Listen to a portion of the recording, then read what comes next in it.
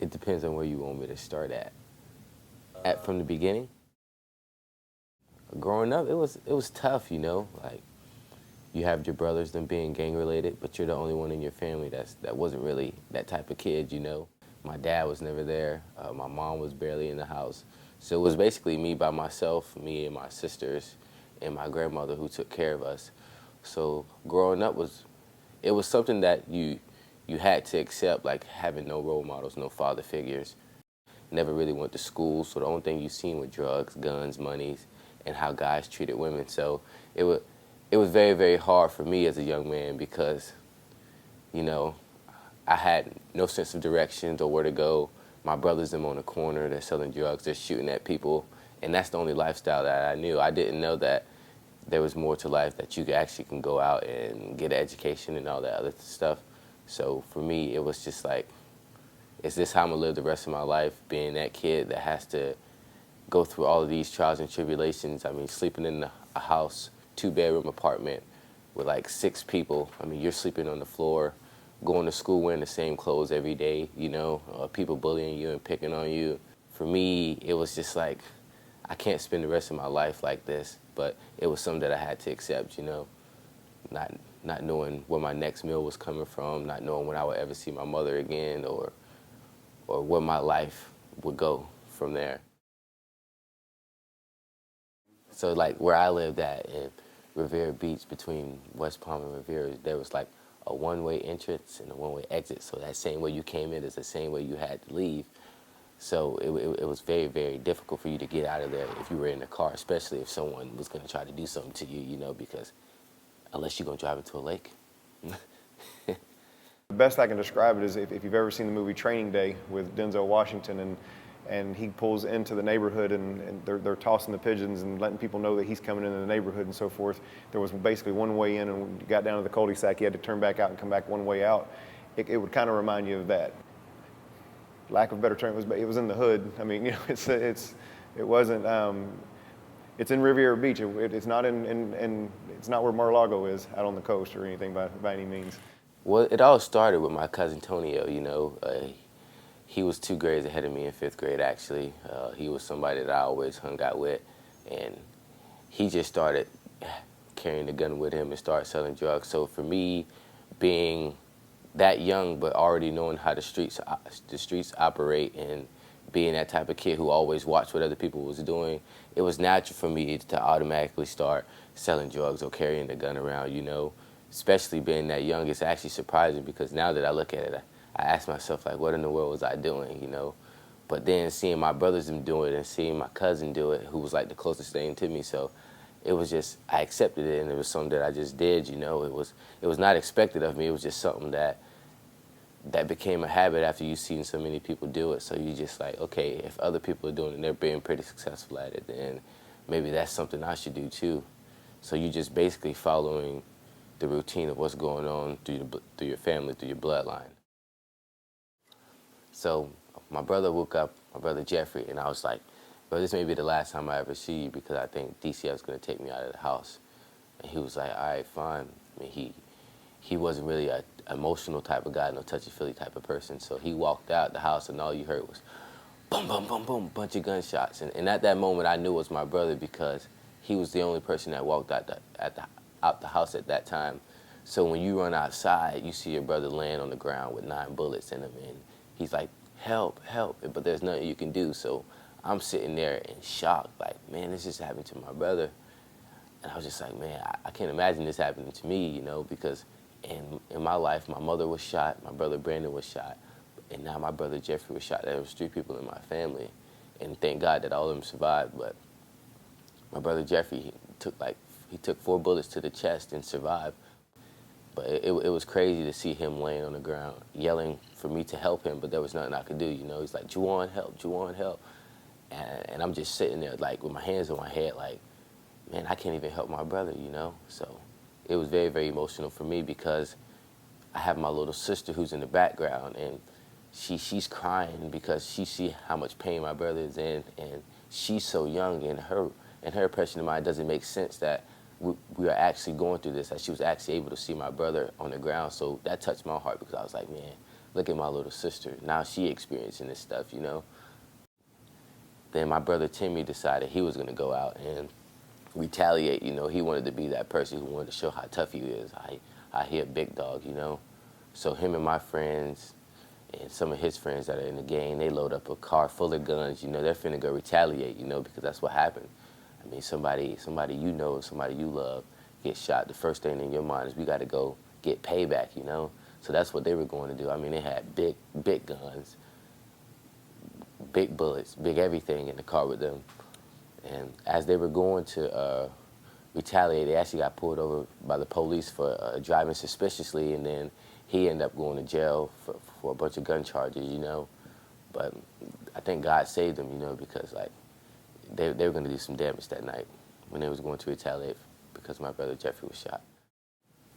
See, what's going through my mind is like, man, out of all my mother boys, I'm the only one that's harmless. There's not a scratch on me. My brother Brandon was in prison at the age of 16, you know, Grand Theft Auto charges. My brother Jeffrey was just shot 9 times. My brother Timmy's now in jail on gun charges, and I'm looking at myself like, man, I have an opportunity to break the chain, so I'm just like, I can't do this for the rest of my life. So the next day, the judge pulled me out the house after she read my statement and seeing how crazy life was for my brothers them, and I told her that I wanted to change, and she just moved me out the house. She was like, I think this would be best if we placed JaJuan back in Okeechobee at the Real Life Children's Ranch. They actually brought him back and had him at the ranch at first, and then we ended up getting him. He ended up starting to stay with us more and more from the ranch, and then my wife got pregnant, and we thought, well, this is no big deal. You know, we still got plenty of room. It's not going to be an issue. And then we found out it was triplets. Looking at a kid who had just basically laid his entire life out and said, I just want to be with you. You know, I just want to be safe and I want to live with you. And to go and have to tell him, listen, financially and just in all general aspects of life, for my family, I can't do this. You know, we don't have the room. You're going to go from being in one situation to almost the identical same situation where you're going to be a part of 5 kids and the house is small and financially we don't have the money to do it. So that was a very tough conversation once we got to that point. JaJuan came to live here. You know, they were working with Coach Branham, and Coach Branham was going to take him in, and then obviously triplets occur, natural life occurs. And then my wife happened to overhear a conversation, and having that experience with LaPortia and briefly knowing JaJuan, we wanted to at least explore the options, see if we could build a relationship that worked. I do believe that it was of God that we got him, because I happened to walk by an office at Osceola Middle School at the time and just happened to hear a conversation that he was possibly going to get shipped out to Pennsylvania or somewhere up north if he didn't get a permanent guardian. And I don't know, we need LaPortia, so I just said, yeah, that's not okay. You know, we were doing some visits here and there, and then he was able to stay overnight, but I think we worked it out with the Real Life Children's Ranch. I mean, they knew it was time. We knew it was time. He was getting anxious. You know, he wanted to be at a spot. So it was right around Halloween, between Halloween and November, Thanksgiving break, that he was here pretty much full time. I think he really needed Dylan. And I can remember when he first came to be with us, that he would come in after school, and if Dylan was sitting on the couch, we used to have a recliner right there closer, and he would sit in that recliner and turn around and was just focused on Dylan and would talk and talk and talk. And that's good. You know, I think him coming in here was what he needed because of Dylan. Because of the boys, you know, I provide the meals. But I think he needed Dylan more than anything. I mean, it's great because now you have somebody like you actually can like look up to, you know, and you don't have to worry about like on Father's Day watching your friends, you know, make something for their fathers and saying Happy Father's Day to their fathers. Now you have somebody you can say Happy Father's Day to, so it's good to have a father figure, you know, because now you have somebody you can call dad and hang on to and cling to, so it's good to have that father-son relationship with someone that you've been missing out for a long time in your life. Started playing organized football 8th grade year. Actually playing was 8th grade. And were you any good? Yes, I was.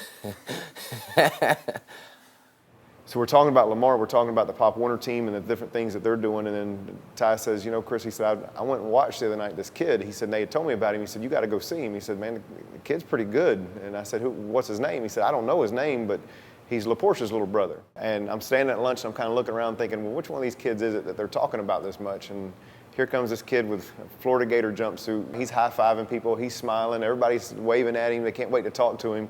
And I looked and I said, this is going to have to be the kid. You know, I asked him if he played football, and he said, yeah. And I said, you know, JaJuan, I said, they keep telling me there's a kid that's supposed to be like the next coming of Lonnie Pryor, because Lonnie had just graduated, you know, a year and a half before and was at Florida State and doing well. And I said, but nobody knows his name, but they say he's LaPortia's little brother. And he looks and he says, I'm LaPortia's little brother. And I said, well, listen, I said, are you really that good? And JaJuan said, well, what are you doing on Thursday night? And I said, I don't have anything at Thursday night. And I said, he goes, well, at 7 o'clock, you can come to my game and you can watch the show and find out for yourself. Now, I had heard through Coach Branham, this kid is an athlete. He's going to be a football player in my program. But it wasn't until, I think it was 2 or 3 months into the process, we actually saw him play OYFL.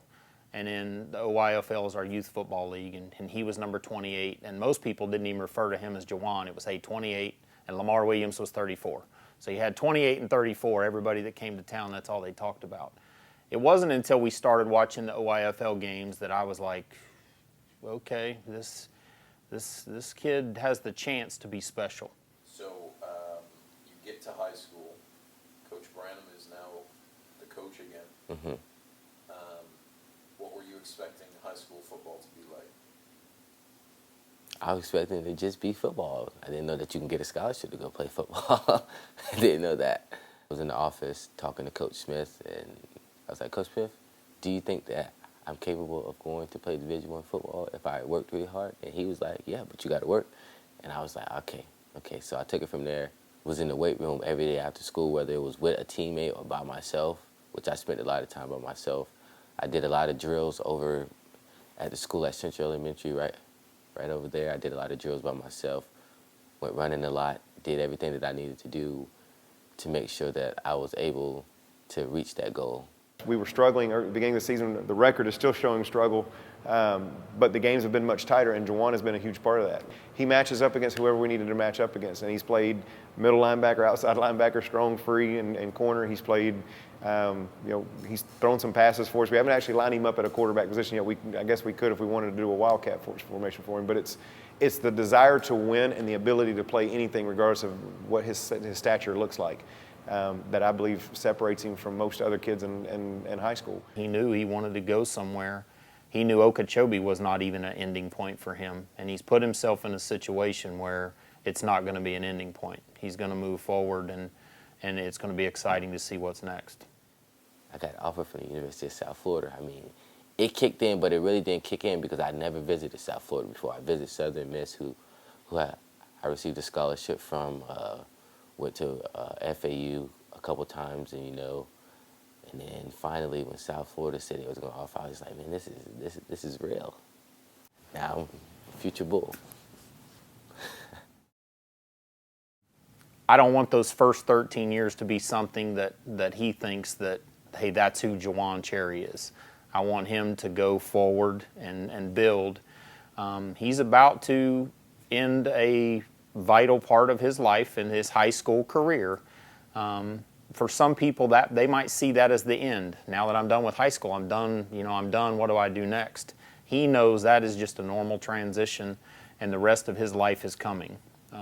He knows that he is going to make an impact on the world, and that's what I want him. Sooner or later, I want his story to move past that first 13 years and look what I did after going through that. How did I move forward, and how can I help other people from what I had to experience those 13 years? And I'm just glad we can be a part of that, kind of that evolution.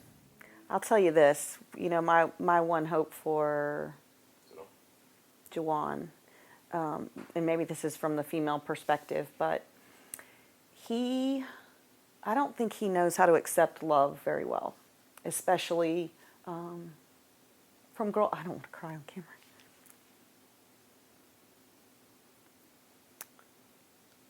want him to love and accept love. Well, I know how to play basketball now. And I got my style from him. Like, he always wore crazy socks. Now I wear crazy socks because of him.